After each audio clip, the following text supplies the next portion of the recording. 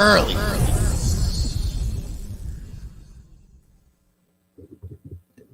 Yo, what's good, Back, folks? We are man. back. It's December 1st. That's crazy. Yeah, man. Top of the month. That's really crazy. I think this is actually low key too. Give it up for us. This is we just gonna deem it. This is the 3rd year anniversary, yo. This is we got to be. We got. I remember we did this shit. COVID year of 2020. Yeah. Like I remember it was around that holiday season. It was that November-ish. I feel like it was like more October-ish. Okay, which is also, for sure, you know what I'm saying? For sure. I But feel like Halloween marks yeah. like holiday season because then 100%, Halloween motherfuckers start right. putting. And then it just blur. Really, It just you know what's blur after funny? that, right. My sister was. I'm gonna get into like how Thanksgiving was for everybody, things like that. But I was talking with my sister. She was saying how like literally November is when like Christmas season starts. You know what I'm saying? So like after Halloween, Right. you know what I'm saying? Like November basically is when, yeah, you know what I'm saying? People kind of like not forego Thanksgiving, but it's as if Thanksgiving is part of Christmas season now. You know what I'm saying? On some, I'm telling you, as soon as like the last dish is washed for Thanksgiving, Yeah. they're putting the tree up. Yeah, literally Like, as the Thanksgiving guests, night. yeah, like after you put away the leftovers, you put the Christmas tree up and you put the Christmas lights up. You know what I'm saying? And I don't know if this is like conditioning or what it is, man. Because them gifts have severely the amount that you get over the years. They've dwindled. Oh yeah, once you become an adult, zero, once you become an adult. I don't know what it is about the season, man. I always do fuck with it. What's your favorite holiday? Do you have a favorite holiday? Somebody asked me this the other day, and I was like, I don't know. It used to be Thanksgiving. Yeah, it used to be Thanksgiving because I'm telling you, it was really like the whole fam. Like the whole fam, everybody rejoice, and even it wasn't even a question. Like there was no question of don't gotta be like, are you coming? There was a time you never had asked that. Yeah. And even though they would pull up around 3-4 p.m., you would think that shit lasted forever. Yeah, and I remember back in the day when Black Friday was a thing. Yeah. We'd be so geeked. We'd be scheming like while we're like downstairs. Everybody with the cousins. We'd be like, yo, how can we get them to like be able to sleep over? Like, so we could all go Black Friday shopping. Like if you were at your cousin's house, you knew like you had to ask your aunt. And then your folks would be like, But you know what's so funny? You'd be like, yo, cousin, you gotta ask them. Looking back, like because I would say most of the time growing up, most of the time my family it would be at my folks' crib most of the time back in the day. Same. So it would be on some like. My cousins asking my pops if they could stay, but also too, I would be at my cousin's house a lot just throughout the year, and whenever he would drop us off there on like Saturday morning, and then Saturday evening he might be getting ready to come back, but we might be like, you know what I'm saying, like just stay, like can we just stay, whatever. But you know what's so funny? I look back and I'm like, we were doing them a favor. They would like parents relish having a day off with the kid. You know what I'm saying? Like a weekend with no kids. People relish that. You know what I'm saying? We was doing them a favor. I don't understand where the whole like, you ask them because like they're gonna say no to me. Like, you know what I'm saying? I don't understand where that came from because if it was me, like if I had kids and they wanted to stay, I'd be like, take them. You know what I'm saying? Like stay. You know what it was? I'll come back on Tuesday. Fuck a Sunday. You know what it really was?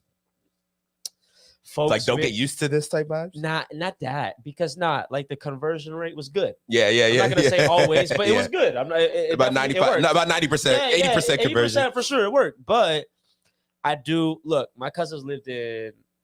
If I'm staying, they're either in Olney, or VA. Lorton. Okay. Right. And I would definitely be like, I know my parents off some. I ain't about to pick your ass up same day. Tomorrow. Oh yeah. No, okay. Just tomorrow. Yeah. It's out of the plans. I don't want to pick you up. This is not what's in my plans. Yeah. Like, because now I really think about it, even at my age now. Yeah. Because now your parents like, all right, if I come pick you up, I'm gonna have coffee with them. Like it's never just I'm out. I'm in VA. Yeah. This is like culturally, I'm gonna park the car. I'm gonna go in, probably sit for a little bit. Lunch. Yeah. We're out, and now we're out, type of thing. Yeah. And only same thing though. But I think it was really like because even at our age now, I'd be like, you think of convenience. Like, it's a Sunday. I don't want to go pick you up. And then do all that. So sometimes it's so little, but I'll be like. That must. It's like it wasn't. Like, it wasn't in the plan. So like I don't want to now like start to try to figure out how to make it work. Yeah, it's so routine too. You know what I'm saying? So, but 100% though, for the most part, I do think they lean more towards like go have. I was gonna say easy. Like I got some points. Like yeah. No school. Like so like me. the cousins that I would usually stay with, they lived in White Oak. So that's about that's about 30 minutes, 30 minutes even. You know what I'm saying? And my dad would like take us there like Saturday morning, and he would come late Sunday. You know what I'm saying? Like late Sunday, like literally like 11 p.m. Oh wow. You know what I'm saying? So like late, literally on some like my aunt would be like, your dad's outside, get your stuff and go outside. You know what I'm saying? Like he wouldn't even like come in. But when he would come drop us off, or when he would bring us over there, you know what I'm saying? He would chill for like, you know what I'm saying, maybe an hour, maybe 45 minutes, something like that. But so that's actually an interesting point. But so okay, going back to favorite holidays. It's not so now it's a little different. Yeah, people are older. People got their own traditions that they tend to yeah. So like holidays don't even really feel like holidays no more. Yeah, and it's like, and even though it'll still be at the folks' house and shit like that, and it's like it's been like that for 20 years. So it'd be like, yo, it's good. You're gonna eat good. It's still love, but it's changed. Now, to be honest with you, I guess so. I guess just my love for that favorite holiday. I don't have after that. Yeah. Everything is just kind of the same. Yeah. With this type of, I've like the season. Yeah. It, like the holiday season is cool. December. It ain't Christmas. I'm like, it's not that. It's just the month leading. The month is actually better than the day. The day itself. The leading up to it. Yeah. The day itself. It's what's funny? There's a concept about this where the lead up, the anticipation for something is always better than the thing itself. Like, I think there was like research done. I can't remember who it was, like Tim Ferriss or somebody I heard this from, where they say that even when you're like planning a vacation, you know what I'm saying? Like you're planning a vacation, your dopamine is more up when you're planning it, when you're anticipating the vacation, than when you're actually on the vacation. You know what I'm saying? And I feel like there's some relatability to that. Yo, but for me, before you say, we got to get Tim Ferriss on the show. This nigga got quoted so many times by you. Yo, shout out That's Tim my Ferriss, guy. I mean, honestly, I will say, we gotta try to get him on the show. No cap. That's like the reason. He is the reason I'm a podcaster. Right. That's real. Like, he's the reason I got into podcasting. He's like, and it's really because I was listening to his podcast, and then I would just learn so much from like regular conversations. You know what I'm saying? Because he would literally have what seemed like regular conversations. Now, like now that I've dug into, I remember working and listening. Now going back and like thinking about it, I'm like, he does a lot of like preparation for his joints, so not just like off the cuff conversations, but they remind me so much of when like me and you have conversations off camera, when me and like Phil, Lucas have conversations off camera. I would just be like, damn, like there's so much knowledge and value being exchanged in these conversations that like I feel like where people could like, you know what I'm saying? I just feel like people can listen in on and learn something the same way I listen on his and learn shit. You know what I'm saying? So Tim Ferriss, that would be popping. That'd be a great Christmas present right there. But going back to like, so like if we're talking favorite holidays, mine growing up was definitely Christmas. Okay. And it's not even like there was big gifts exchanged. Christmas time, I could really expect to get like in my peak. There was one amazing Christmas that I think I had heard a story about how my parents like entered some kind of like, I don't even know if they entered some raffle or something like that. But essentially, there was one Christmas, I think the last year that I lived in Landover, we had like, I came home from school on like the last day of school before break. There was a shit ton of presents under the tree, bro. Wow.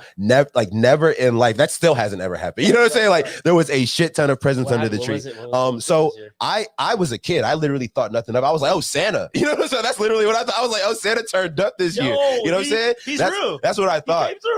I remember my sister saying, like, once I got a little bit older, I think my sister said, because we went to a private school, but we were like the only black kids in the school. And I think she said something along the lines of like, it was like, the school came together to like get us presents on some like charity shit. Wow. You know what I'm saying? I mean, I was like, I don't give a fuck. Like I was give a fuck. You know what I'm saying? I was like, yeah, like keep the charity coming. But I did not give no fucks. But that was like the best. That was like the only time there was like hella Christmas presents under the tree. Outside of that, I always loved Christmas, but again, it was more of the anticipation of like putting together a Christmas list. You know what I'm saying? Putting the decorations together, like asking motherfuckers, like, or like giving out my Christmas list, like, this is what I want, this is what I want. And I would, but you know what I'm saying? I might get like 2 things off that list. And then it got to a point where my parents would just give us money, and then after, like, they would give us like $100, and then we would just go the day after Christmas and just go like shopping. You know what I'm saying? It's funny. I think one thing I feel that helped me realize, I guess, like holiday seasons helped me realize is how much I do like to give. That is, I remember, you know, all throughout like middle school, high school, and shit like that. Yeah. I would always I always make sure to get my sister something. Yeah. Like even when I was young. Yeah. You know, get sis something. Yeah. My folks encouraged, like, yo, get your sister some type shit. And I was like, word, you know. So we always did that. But then like when I started getting older and shit, I started even thinking of like my friend groups and shit like that. And like I remember when I was like, what is this, like 19, 20 and shit like that. Like everybody I knew like smoked and shit. I remember I would like spend $100 at the gas station and buy backwoods. Buy backwoods for everybody. Little things like that is actually popping though. Envelope. A week. I would stuff them with backwoods. Yeah. Or paper. Little things like that is actually popping though. Like that, and I pull up like on like either Christmas morning, like Christmas Eve. Or just, like, you know, drop shit up. I'm weak. That's very fire actually. Mad, like I was like, damn, why does this feel like good for me? Bro. Like I was like, that's so crazy. And like people were really, it's a small gift. It wasn't like you spent so much, but it's actually means, I'm sure it means a lot. Yeah, I'm sure it means a lot to people. I'm like, well, bro, I'm going to use these. Yeah, and you know what's funny? Like, you know what's funny? You want to stick around? I'm about to roll up right now. Yeah. That's very dope. Shit like that. Like that's very dope. I love that. Thinking actually about people like, yo, I know you would love this. Like, you know, like I know people gonna get you gifts and all of that, but a lot of people, as much love as they might have for you, shit like that, sometimes people are just not mindful. Yeah. Like you got me something that's like, thank you. Yeah. We've had presents that have stayed in a box and we ain't never opened them. I feel like everybody's had a gift. It's like, oh yeah, like I got that one Christmas. Yeah. Just never used it. Yeah. But just getting something for somebody and they're like, yo, good look. Yeah. I fuck with that. Yeah, no, that's actually amazing. And I can actually I just echo that sentiment. I also in these days appreciate, or not appreciate, but like I really do like the feeling of like being able to get people stuff. You know what I'm saying? Like if there's a shorty in my life, like you know what I'm saying? Like and it's crazy because I don't really ever ask for nothing. Like at this point in my life, I don't know. Like I wouldn't know what, like if somebody asked me what I wanted for Christmas, I wouldn't know what to say. Like, I feel like anytime I want something, I just get it. I wouldn't feel comfortable asking you. And also, that part. You know what I'm saying? Like I don't even want to. Yeah, it's like my taste is like it's like if it's something that I actually couldn't get for myself, it's like, you know what I'm saying? Because like growing up, I would ask for things that I couldn't get for myself. You know what I'm saying? And I feel like throughout the year, if I want something, I just get it. I don't like wait. I wait unless like I actually have to. But I don't wait on like, oh, Christmas is what I'm gonna ask for. 100%. You know what I'm saying? But me and my siblings, pretty much every year, the four of us will do like we each get each other something. So like I'm at least gonna get 4 gifts for them. And then you know, like I said, but there's a shorty in my life, my mom, my dad, like I'll get them stuff too. Cousins, if they say they want, like, now that I'm in a position to actually like give people things, and I feel like there's like certain, you know what I'm saying, we all have like tiers in our family where it's like, okay, like this is the person who like got all the bread, this is the person that got a little bread, you know what I'm saying? So I feel like I'm in a tier where like there's people that are like under me that I can do things for that are like meaningful, you know what I'm saying? And then also too, like you said, the small things too go a long way, bro. Like the small things are actually really dope. And those were the kind of things that I was doing when I was like in college, you know what I'm saying? Where it was like, I want to do something, but I don't, it's not really about me no more. Like the holiday isn't really about like, because Christmas when you're a kid, it's about like you know what I'm saying? It's about like Christmas is really kind of for kids. And that's kind of why, so I'm saying Christmas was my favorite when I was young. Now I would say my favorite is Thanksgiving, because if the family's gonna be together, like this year, bro, Thanksgiving was so popping. Like my past Thanksgiving was so popping, bro. Like my brother came to town, my sister came to town, my cousins who are out of town all came to town. And is it usually this doesn't happen? And it's usually like, you know, it's usually like last year. I don't even remember what I did for Thanksgiving. Last year, so I don't think there was a Thanksgiving. Yeah. So that's like this year was an anomaly for sure. You know what I'm saying? Was it surprise? No, it was planned. Like we all knew we were going to be around. That's kind of what we all kind of made sure we were going to be around. You know what I'm saying? But then there's like cousins that, you know what I'm saying, I don't talk to throughout the year. So when they were around, it was like lit. You know what I'm saying? Like me, my brother, and my cousin, Wednesday night, the night before Thanksgiving, we all went out, got lit. You know what I'm saying? And like ended up linking with like another group of cousins, the cousins whose houses we used to go to in White Oak. We ended up linking with all of them in fucking Silver Spring on Wednesday night randomly. You know what I'm saying? Like drawing on the nostalgia, like God. Yeah, bro, it's like when was the last time we was all in the same room? You know what I'm saying? And then y'all be shit drunk, was so lit. Like, yo, we got a link, dog. Like, what the fuck? Every fucking like, every day of Wednesday, so Thursday, Friday, Saturday, Sunday. Woke up hungover. Woke up hungover because like every day was, and it was like same group, not same group, but like same core group, like me, my siblings, and cousins every time. So Thanksgiving was like this past Thanksgiving weekend was really popular. And that should be a reminder about like, at least for me, like I guess, you know, we get caught up with all this shit. Like that's what life really about. Like I feel like being able to provide for my family, like people I love, and without no hesitation or just be able to do that. I feel like should we be working for is to be able to spend our time however we want. Like I want to be able to, yo, everybody book your flight. We're going to the flight tomorrow. Like, you know what I'm saying? Like provided everybody's schedule good. Like just because we can, like, you know, so like that shit, it always be a reminder like, damn, I got to get so we can be doing this more because we all got responsibilities. We got to get back to what we're doing. So that shit's good to think about. And I be mindful of that, bro, because not everybody's holidays are like that. Some people be like, yo, holidays are trash. That's what I'm saying. Like I don't like holidays. Get me away. I stay in the cut when these joints come around. I'm like, that has not been my case. I cannot say adulthood, for me since adulthood, like I won't say every holiday's been trash, but a lot of holidays have just been forgettable. They have been nothing. They've been like, it's just a day. It's just a day. You know what I'm saying? It's the lead up to it that feels good, and then the day itself is just a day. You know what I'm saying? So that's kind of, I think that's why I really appreciated this one. But yeah, that's fire. Let's talk about some of the things that's going on in the NBA. You know, so where to begin? I know there's so much going on. First of all, like what? Okay, I think I've asked you this before, and I ask every single person I know who likes basketball. How does this NBA in-season tournament work? Like, do you still don't know? I think I asked you this like 2 weeks ago. When people ask me that, this is the thing. All I know is when it comes to like them parlays, them niggas are balling a little bit harder. Yeah, they are. They are definitely balling a little harder on them days. Bring your mic closer. They're balling a little. They're balling a little harder on those days. But, all in all, I don't really care. I don't care about that because the record. I'm just looking at the record. And so does your okay? So the regular season record is the same. There's no like asterisk.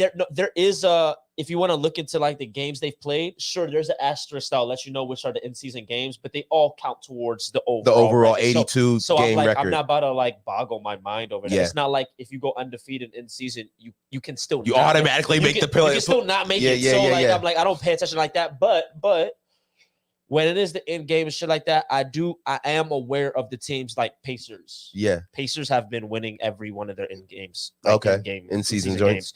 At the same time, too, what I noticed they play no defense at all. But the Pacers don't play no defense? But they can score with whoever. Like whoever. Tyrese. Hallie is a fucking anomaly. Yeah. This boy. He's having that kind of year. I haven't really been paying attention to the Pacers. Averaging 13 assists and 26 points. Jesus Christ. After 16 games. This boy had a 40 piece last night. 40 and 10. Yeah.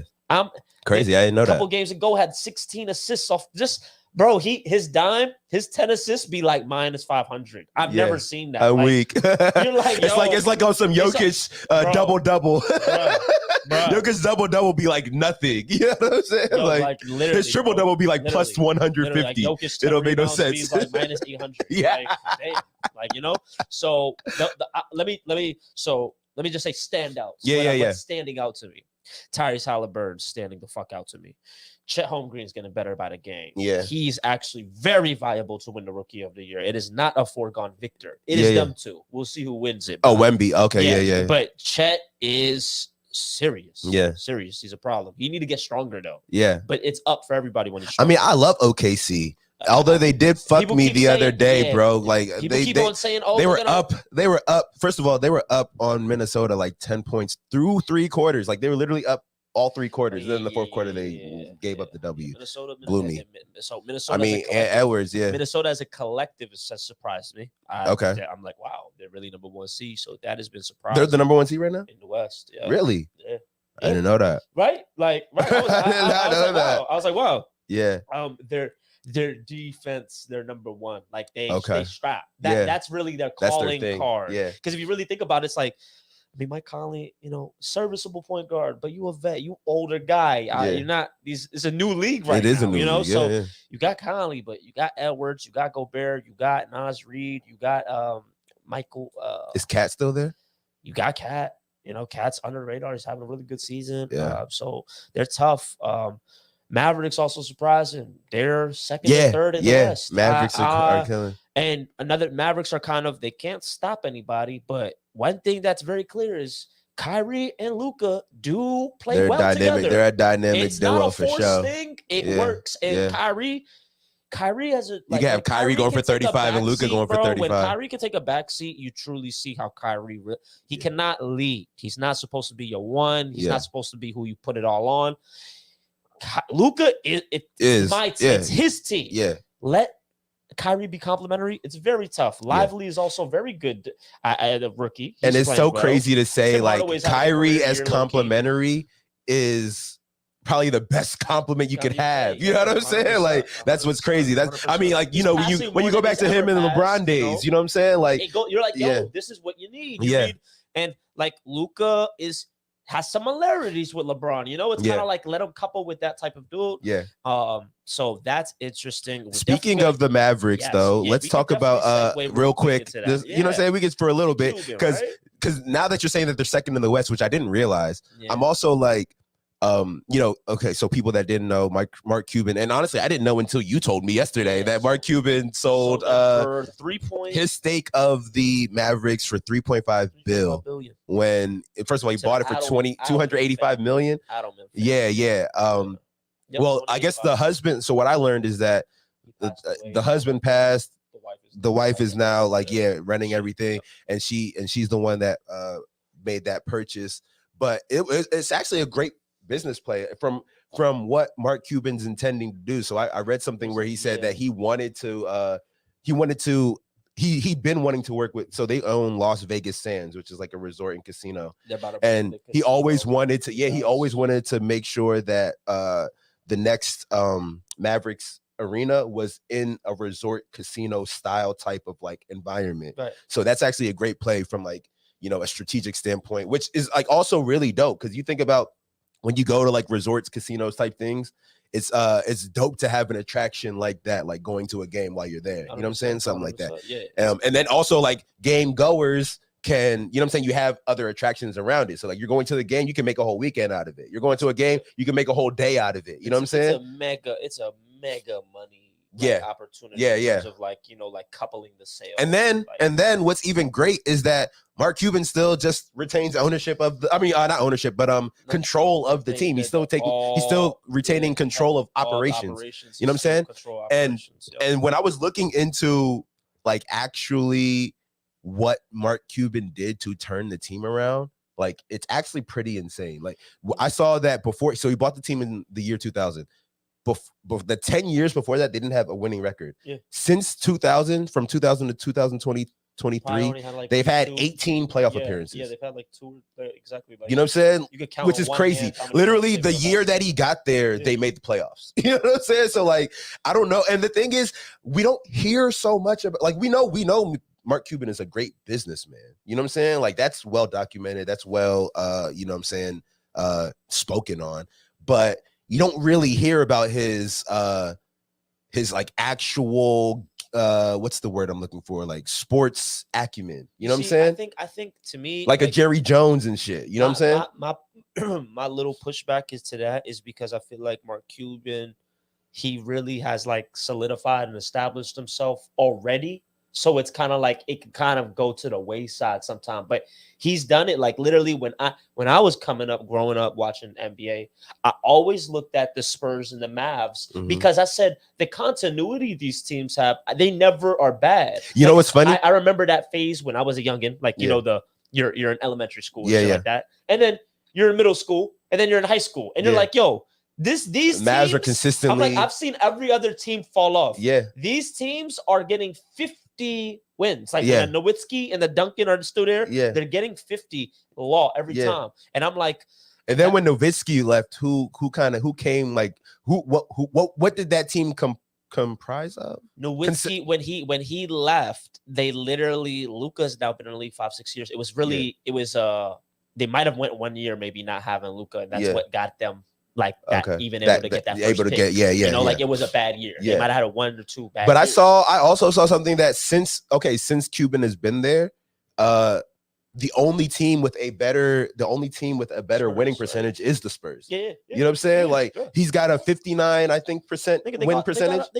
And they beat the Heat. Yeah, they beat the Heat. So formed it that first year of the Big Three, beat them in the finals. That solidified, and they were underdogs for that series. Then we had no more questions because you remember it was the same team, the Heat, who came back from a 2-0 lead when Dwayne Wade really came on the scene in 06. Like, so we're looking at the Mavericks like, yo, are y'all real? Like, we saw y'all give it up finally when they got it right at that moment. I really think in like the totality, everybody was like, yo, Cuban, like he's that guy. He's that guy type of thing. It wasn't like, it's not like a players go win another ring to see if you're the best owner ever. It's not that type of thing. Like, bro, winning one, bro, that's crazy. And for me to have been in it this long and then y'all seen what I did and now we finally won it. You know, the culmination of everything, that 2011 year, because I mean, it was crazy because it was 2011. That means he'd owned the team for 11 years. And that's like a stark turnaround. You know what I'm saying? Like, I definitely, even now when we were talking just even briefly about, and this is another thing too, I want to even talk about, like, you know, ownership of sports team, those windows don't even happen like that. They're such fucking money makers, and like from everybody that talks about owning the team, they speak on it as something as being very fun. Like, I love owning the team. It's not something you're going to give up. And to be honest, a lot of times that we've actually seen it up in recent memory, these people have been kind of forced to give up their team. From the Carolina Panthers, I forgot what his owner was. We seen the Clippers, Jim Irsay. We seen with the fucking with the Colts, just saw with the Commanders. A lot Dan of these Snyder. people are kind of, you know, they're getting like pushed out of here. And I do also look at it. Did the Texans owner ever get like? I remember there was a lot of shit around him, but did he?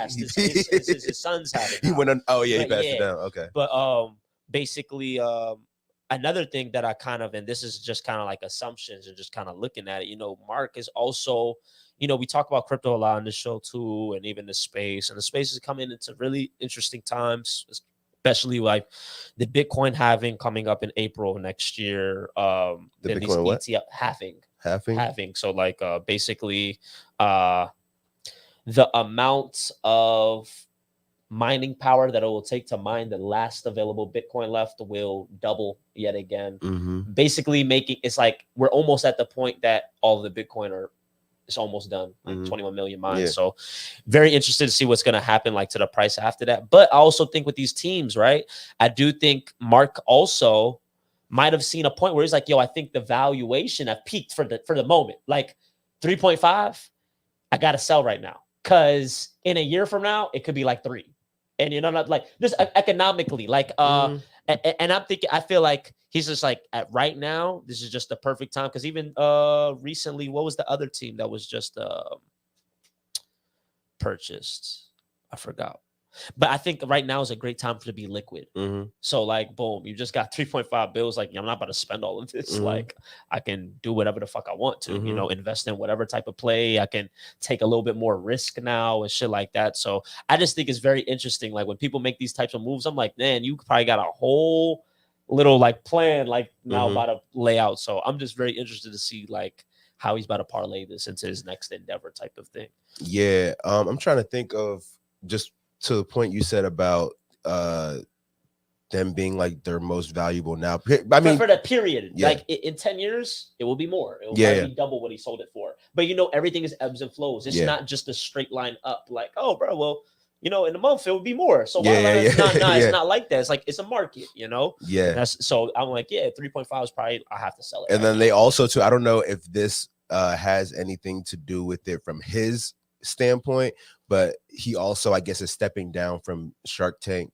Another thing. So I need some time. Like, you know, so it's really interesting to see what's gonna happen. But yeah, like, I mean, he's not short of bread. You know what I'm saying? So like, he had to, like, you know what I'm saying, dump assets to get cash. Like, he, you know, it's Mark Cuban. We've known him to be like really business savvy, real good with bread. I think that play just kind of shows like, yo, bro, there's no sentiment at the end of the day. Like, I love owning the Mavericks, bro. When the business I think it's more of it's more of the play that I said before in this. I said before in the sense that he, like, he wants to, because I think he said by 2031 he's trying to have the Mavericks in a new arena. You know what I'm saying? So I think I personally, I don't know, like neither of us know the guy, but I think that was the driving factor of making that move. Like he's like because he talked about doing that last year. You know what I'm saying? He talked about wanting to move them into a resort style arena last year. And he even said he wanted to work with Las Vegas Sands last year.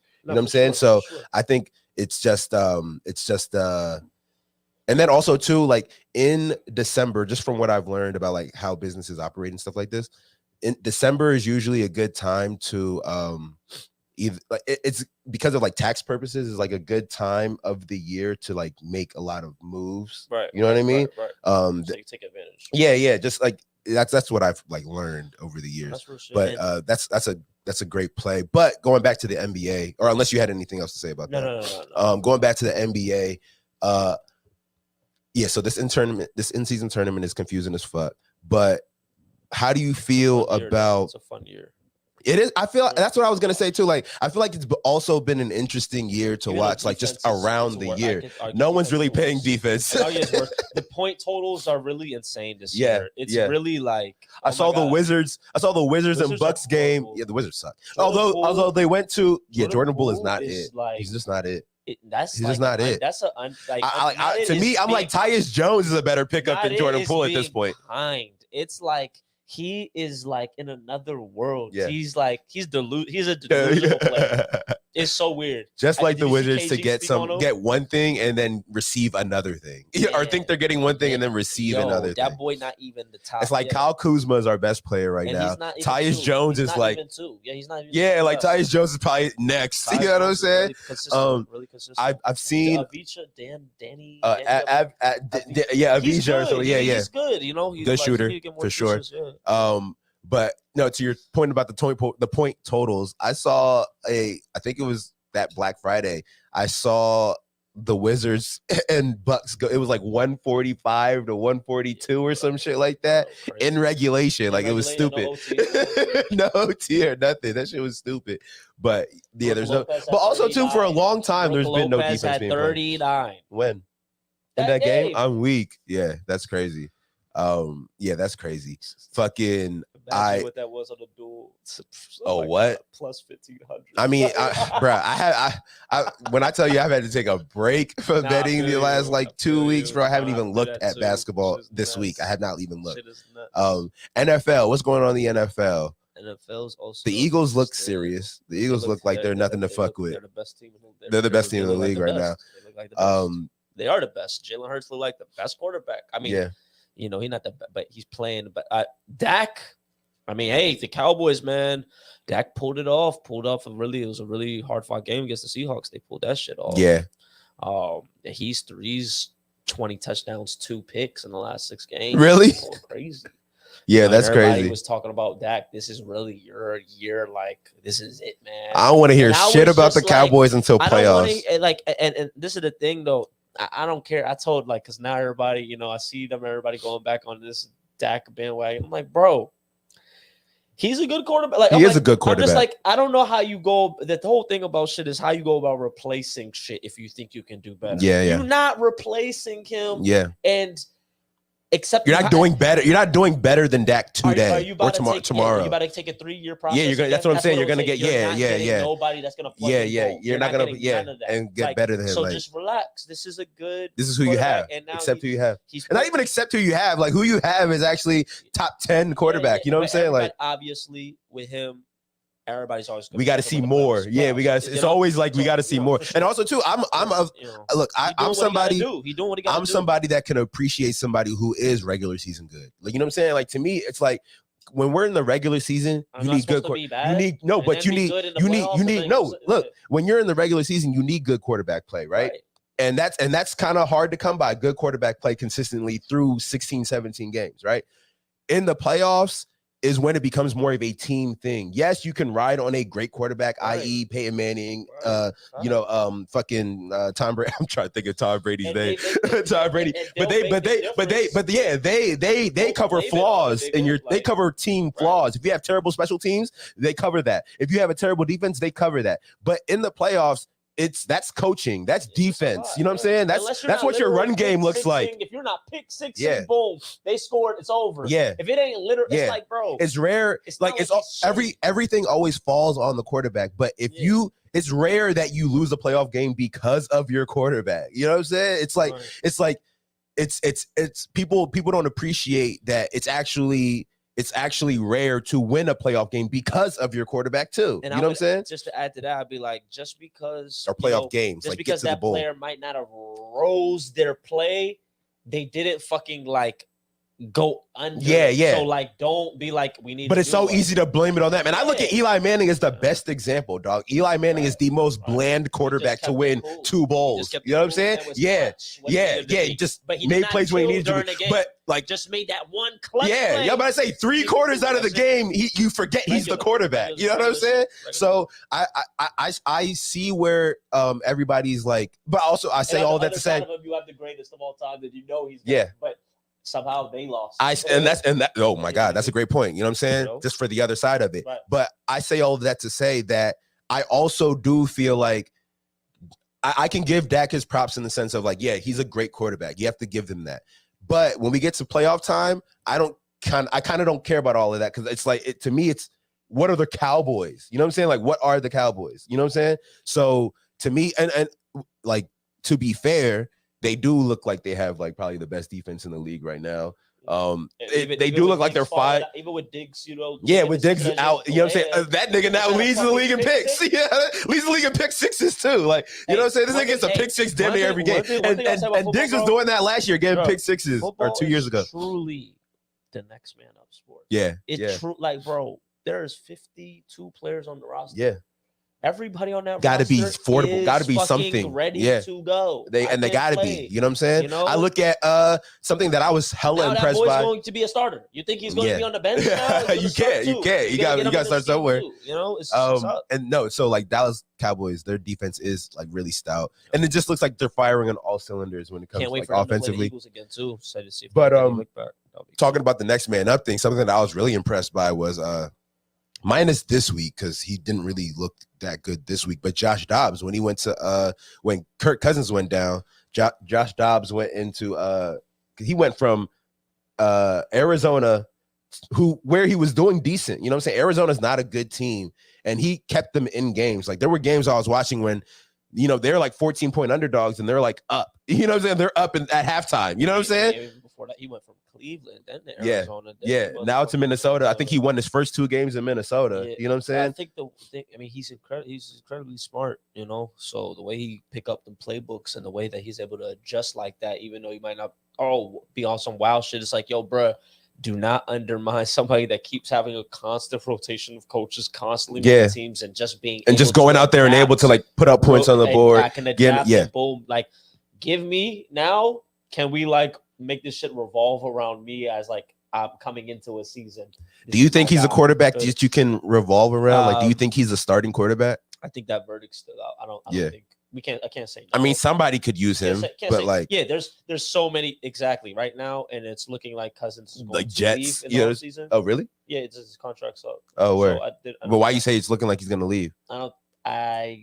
I think there was just talks about and you know what's funny? Now that we're talking about Cousins, because when we were talking about the whole like, I can appreciate a good regular season quarterback. What Vikings want to do. I don't think Cousins would be opposed, but Vikings, you just came off an Achilles tear. You're 30 something. Like, I was gonna say about Kirk Cousins is like he's been a good regular season quarterback, and I feel like he gets a lot of flack because he loses big games. But again, it's like. I mean, but again, even the big regular season games, like the Monday night game, he'll lose it. Yeah, like, damn, bro. Sunday night game, lose it. You've never really even been in the playoffs. So playoffs, like, yo, bro, like, I mean, now he's been in the playoffs. He did it a couple times. Yeah. I remember they won. Was that him when they beat the? Yeah, that was him when they beat the Saints in that Diggs that epic joint. Yeah, he threw that touchdown pass to Diggs. Yeah, facts, but then they that was crazy. It just it never works out for him. But his numbers are. That's what I'm saying, and that's what I'm saying. And as far as do you think? Same with Phillip Rivers. Do you think he's like a top 10 quarterback in the league right now? Cousins. Yeah, healthy Cousins. Yeah.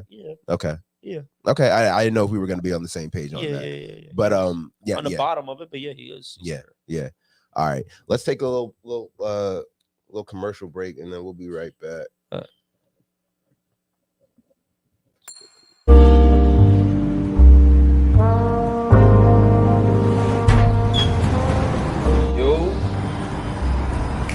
Shit, I ain't know you was down there, bro.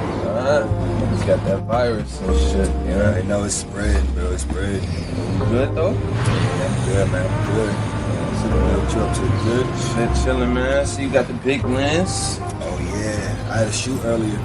Went pretty well. This joint's pretty crispy, 1.8. So you already know how that go. Yeah, man. Who's that Trail? Oh, what's good, bro? You good? What's up with it, man? Shit, chilling. Everything good? Yo,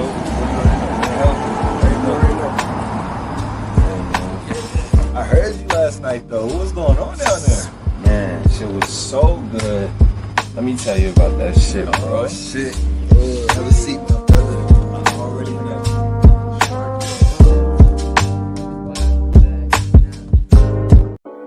You already know you watching Early, the morning show podcast. We're taking a quick break just to say, man, if you're here watching on YouTube, hit that subscribe button real quick, man. We try and get to a stat. Help us get to a stat. You know what I'm saying? Hit that subscribe button. If you on Facebook, like, share, you know what I'm saying? Things like that are cool. But otherwise, man, just continue enjoying the show. Let's get right back to it. Early, the morning show podcast. The UFC match, right? You know what I'm saying? Like, I felt like early. So, what was it, like a week and a half ago? I don't know how many people are like hip to this whole thing that's going on with OpenAI, but what's his name? Sam Altman experienced the quickest firing and rehiring in like history. You know what I'm saying? This guy was fired one day out of nowhere, seemingly. You know what I'm saying? Basically came out of nowhere. And then basically like the whole company, he was fired by the board of directors. And then basically like the whole company came to his defense. And I think like 700 out of 700 something, about like 730 or 740 employees resigned or threatened to resign. Right. You know what I'm saying?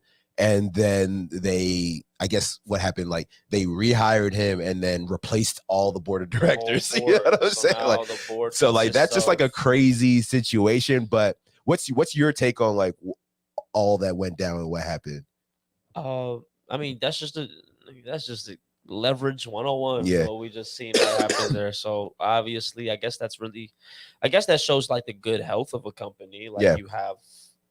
I guess that's the leadership. Yeah, I mean, but also, that the company wants. Sam Altman started that company. You know what I'm saying? 100%. Like he is that company in a sense. You know what I'm saying? Now the board consists of Angelo something, the co-founder and CEO of Quora. Okay, are you familiar with Quora? No, I don't think so. Quora is basically like it's an app you could go on and just ask any question, and it's like a forum.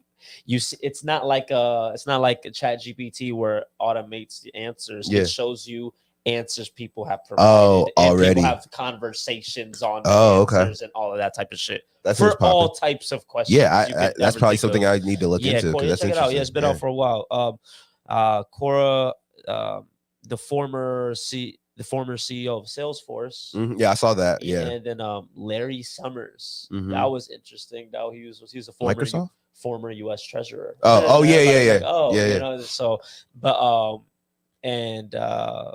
but yeah, like in terms of like the actual move in itself, I guess it's important that, you know, even like casually people do see what's up, because I guess this is all about the governance of AI. And that's the thing that I think is hella interesting, is because I had heard something about so the board originally fired him because they they thought he wasn't being transparent with stuff or whatever the fuck that means. You know what I'm saying? Just sounds like these niggas is old. Like made tried to find a reason. Like they wanted to get him out of here. Yeah.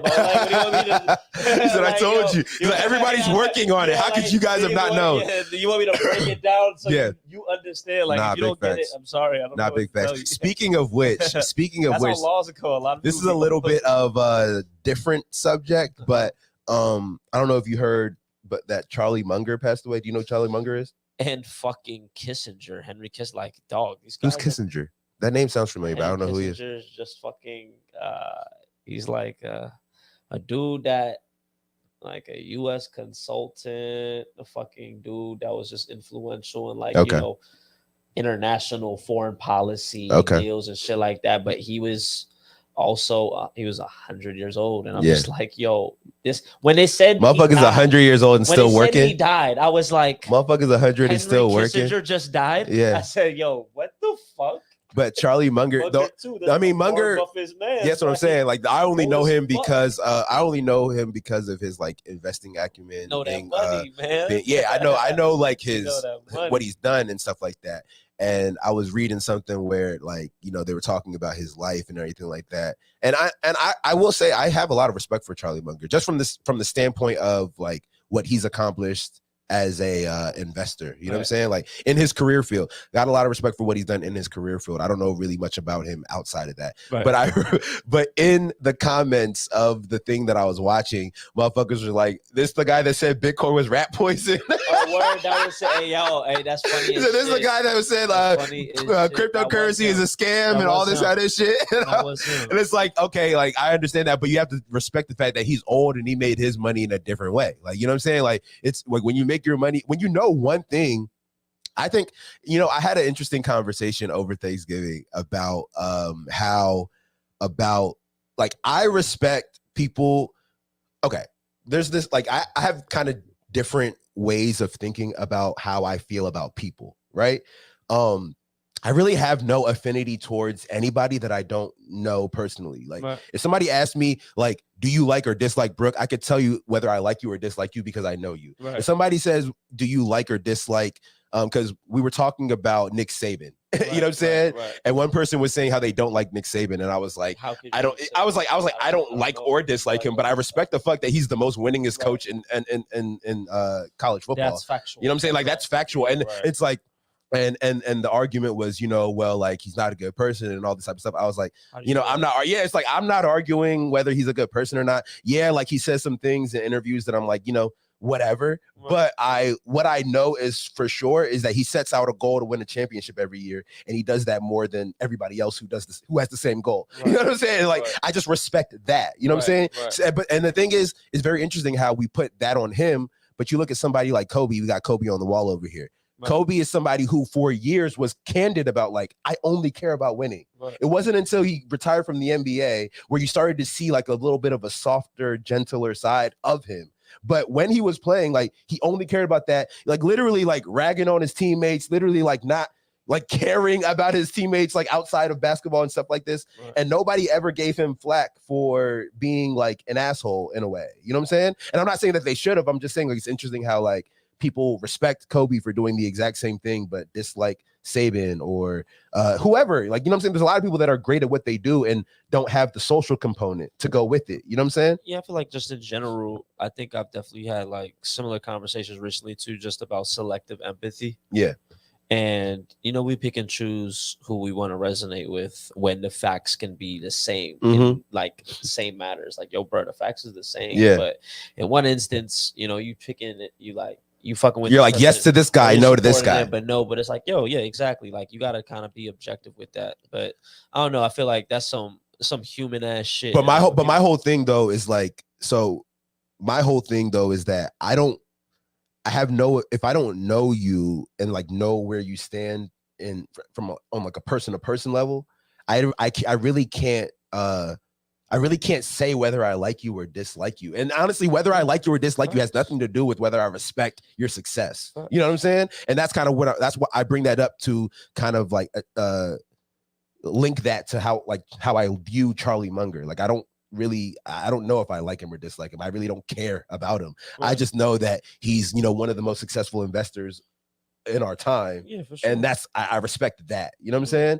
Sometimes there's just people there that I'm just learned from them. Yeah, exactly. That's Oh my God, that's the biggest thing. Opinion about it. Just I learned from them. Yeah. That's it, Big facts. Exactly. Nah, that's actually the biggest point right there. Yeah. It goes to that, even the same shit where, you know, people that be having whatever type of, you know, like idolization towards people, and then when you actually meet people who haven't even done shit, or or like whoever it may be, maybe they've done something to you, and then you end up meeting them, and you're like, oh, like this person. Like, well, I always say, does that affect what? Like, nah, it might. It absolutely might. 100%. But I'm saying, I'm just more so posing the question. Is like, all right, so like, did you like the output, the product they put out? Did you like what maybe your head, what you thought it was? What you thought it was, or because this is the reality of it, you know? Do you still fuck with it? And the thing is too, I think I understand that, like, people are people. You know what I'm saying? Like, regardless of how great they are at what they do, I know that they're people. So you know what I'm saying? Like, they might be the best basketball player ever, but they also probably don't know anything about like cameras like I do. You know what I'm saying? Like, you know what I'm saying? Like, they might not know anything about like things that I might know about. But going back to your point about like meeting people that you admire and stuff like that, I always say that I don't like the people that I do admire for their work. I actually don't want to meet them. Like I've said, like, I don't want to meet Lil Wayne. You know what I'm saying? Because I don't want him to like not be who I know him to be in my head based off of like how he influenced me just from his music. You know what I'm saying? So things like I really resonate with that. Like, I have no desire of meeting. I don't put anybody. Even if we're talking about Tim Ferriss, like if I were to meet Tim Ferriss and he wasn't like the guy that I thought he was, that might fuck my whole it's not going to change my actual idea of him because I know what I know. But like, you know, I would rather just not. You know what I'm saying? Yeah, I think I'm just I don't know. I guess somewhat a little bit through experience, but overall, I guess. Do you have a person like that for you? That's like somebody that you admire, that whether you do or do not want to meet them, but somebody that's like super influential on you. It would have been Kobe, and I would have wanted to. And you would have wanted to meet him. Yeah, 100%. Yeah. But other than that, it isn't anybody that I would ever be taken aback from meeting and be like, oh, I thought you would have been. Nope. Yeah. Nope. Like I kind of like. I'm not saying that you thought they would have been away. I'm just more saying like, is there something like somebody that you're like, damn, like, this is somebody that I really admire, and whether I meet them or not, like, I really fuck with what they do. Yeah, like exactly. Like, it's just more so I have. Either way it goes, I can never I don't have any inclination to want to meet these people that I'm inspired by. At the same time, too, if paths happen to cross paths, like, that's dope too. Yeah. It is what it is type of thing. But I'm not one of those, I gotta meet these people that like the insight that somebody can provide me, the perspective somebody can provide me, like, that's enough for me. Like, I appreciate that, you know. And I'm a type of nigga, like, I pay homage, so I don't ever run around trying to say something as if this was my insight or this is something I found while I was just working on what I was working on. I'd be like, this person said, I remember I was just, just to myself, and I was reading this book or I was watching this video, and this person said it today, and it hit me. Yeah. I was. Because, I always give people their credit or do like that. But, Dave Chappelle was in town last night. Did you end up going to the show? I did not go. Okay. A lot. I mean, my brother-in-law went. Did you ask how it was or not? I didn't ask him how it was yet. But, I don't know if I told you this story, if I told this story on here, but I did. So Dave Chappelle was here a month ago, very recently. You know what I'm saying? And I went to that show, and it's funny because somebody who was on this, John Jay, he was on this, Baspy, for people that don't know him by his name. He was on this show, and after we did the interview with him, he was like, oh, like, Dave Chappelle's gonna be here like this weekend. You know what I'm saying? And I was like, oh shit, like, really? So like, let me look into it. I looked up tickets. Tickets were going, like, they were bussing at the time that I looked, right? So I just buy like the one that I'm like, I don't care where in the building this is. I just want to be in the building. So I just buy like a ticket for like $250 or something like that. And then I get there. Mind you, I don't know where this seat is. I buy the ticket or something. I really just want to be in the building. Right. You know what I'm saying? Right. I get there. My seat is literally in the last row in the far corner. Like, you know what I'm saying? Like literally the very last row in the very far corner. I'm telling you, there's only, you know how like in stadiums, not stadiums, but like in theaters, seats be like connected and stuff like that. This seat was by itself in the corner. You know what I'm saying? Like if I would have brought like a date or something, like they would have had to sit somewhere else because like this seat was by itself, right? Fucking crazy. And then the openers, like the two openers, Sam Gillis, for people who know that is, he's kind of funny. He got a special on Netflix that's all right. He was opening for Dave Chappelle. So I'm watching his set and I'm like, dog, I can't see shit. I didn't bring my glasses. I was like, I can't see shit from up here. And there's not, it was in a theater, so there's no like Jumbotron that shows. I was like, I can't see shit from up here, but like I'm vibing. Like, you know what I'm saying? It is what it is. Right before Dave comes on, one of the producers like comes to my seat and he's like, bro, like, are you here by yourself? I'm like, yeah. He's like, we're shooting for Netflix and there's a open seat in the 4th row and it can't be empty. You know what I'm saying? Because it's in camera shot. Like, you want it. I was like, hell yeah. You know what I'm saying? I was like, get me the fuck out of here. So I go down there, bro. I literally feel like I'm like looking, like I feel like Dave Chappelle is looking at me when he's telling jokes, bro. It's like we're like locking eyes type shit. Like I've never like he's right there. You know what I'm saying? And I say all of that to say that he's probably the one person that I'm like, I admire. Like I admire Dave Chappelle. I really have like fucked with Dave Chappelle for what he's done from like Killing Them Softly days. Obviously, like Chappelle Show and all this type of stuff. But the HBO stand-ups. Yeah. Killing Them Softly was the first one that was like, oh, like I like this guy. And then I've always liked stand-up comedy as a medium. But that was when I was like, oh, like this is probably like my favorite comedian. It probably wasn't that one that was like this is my favorite comedian, but that was the one that like put him on my radar. And it was, what funny enough, the place he did Killing Them Softly was where that show was, because he did a little bit about how he did Kill Them Softly in this same in this same theater, and like that's kind of what changed his life. You know what I'm saying? And so like great show at that time. But I brought that situation up because I feel like for me, you know how the people do that like question of like who's that one person you would want to have dinner with? That's probably my answer, like Dave Chappelle. Only because I feel like comedians, most comedians, and Dave Chappelle for sure, are like so intelligent and articulate. Like because you have people who can be like hella intelligent. Like I really feel like Lil Wayne is probably like a really smart person. Not even probably, he is a really smart person. It's kind of like he said how before he like dropped out of school, he was like in a magnet school getting great grades. You know what I'm saying? Like he is a smart person. But I don't know if he's like really articulate. You know what I'm saying? I don't know if he could really like express his thoughts in a way that I could pick up his intelligence, if that makes sense, what I'm trying to say. Look at me trying to be articulate. You know what I'm saying? But I feel like Dave Chappelle is that kind of person that, you know what I'm saying? So I feel like that's kind of my, if I could have dinner with one person, that would be who it would be. That's have you ever thought about that question? Do you have a person like that? With one person right now.